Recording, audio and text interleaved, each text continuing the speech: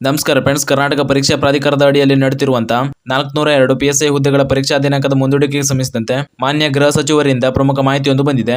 ಅಭ್ಯರ್ಥಿಗಳು ಸ್ಕ್ರೀನ್ ಮೇಲೆ ಕಾಣ್ತಾ ಇರೋ ಹಾಗೆ ಇಂದು ಬೆಳಿಗ್ಗೆ ಮಾಧ್ಯಮದ ಮುಂದೆ ಮಾತನಾಡಿರುವಂತಹ ಮಾನ್ಯ ಗೃಹ ಸಚಿವರು ಈಗಾಗಲೇ ನಿಗದಿಪಡಿಸಿರುವ ಈ 402 PSI ಹುದ್ದೆಗಳ ಪರೀಕ್ಷಾ ದಿನಾಂಕವನ್ನ ಸೆಪ್ಟೆಂಬರ್ 28ಕ್ಕೆ ಮುಂದೂಡಲಾಗಿದೆ ಅಂತ ತಿಳಿಸಿದ್ರು. ಆದರೆ ಇದೀಗ ತಮ್ಮ ಟ್ವಿಟರ್ ಎಕ್ಸ್ ನಲ್ಲಿ ಈ ಪರೀಕ್ಷೆಯ ದಿನಾಂಕವನ್ನ ಸೆಪ್ಟೆಂಬರ್ 28ಕ್ಕೆ ಬದಲಾಗಿ ಮತ್ತೆ ಮುಂದೂಡಿಕೆ ಮಾಡಲಾಗಿದೆ ಅಂತ ಮಾಹಿತಿಯನ್ನ ತಿಳಿಸಿದ್ದಾರೆ.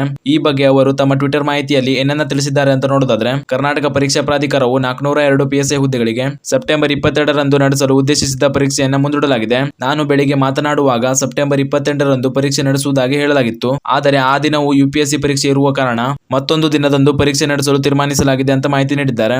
ಅದೇ ರೀತಿ ಈ ಪರೀಕ್ಷೆಗೆ ಮುಂದಿನ ಒಂದೆರಡು ದಿನಗಳಲ್ಲಿ ಸೂಕ್ತವಾದ ದಿನಾಂಕವನ್ನ ಪ್ರಕಟಿಸಲಾಗುವುದು ಅಂತ ಕೂಡ ಈ ಮೂಲಕ ಮಾಹಿತಿಯನ್ನು ಅಭ್ಯರ್ಥಿಗಳಿಗೆ ತಿಳಿಸಿದ್ದಾರೆ. ಆದ್ದರಿಂದ ಅಭ್ಯರ್ಥಿಗಳು ಪರೀಕ್ಷಾ ದಿನಾಂಕದ ಬಗ್ಗೆ ಯೋಚನೆ ಮಾಡದೆ ನಿಮ್ಮ ಈ ಪರೀಕ್ಷೆಗೆ ತಯಾರಿಯನ್ನ ಮಾಡ್ತಾ ಇರಿ. ಹಾಗೂ ಸದ್ಯದಲ್ಲಿ ಪ್ರಾಧಿಕಾರದಿಂದ ಈ ಬಗ್ಗೆ ಅಧಿಕೃತವಾಗಿ ಮಾಹಿತಿ ಕೂಡ ನೀಡಲಾಗ್ತದೆ, ವೇಟ್ ಮಾಡಿ. ಇದಿಷ್ಟು ಈ ನೇಮಕಾತಿಗೆ ಸಂಬಂಧಿಸಿದಂತೆ ಇದೀಗ ಬಂದಿರುವಂತಹ ಪ್ರಮುಖ ಮಾಹಿತಿಯಾಗಿತ್ತು.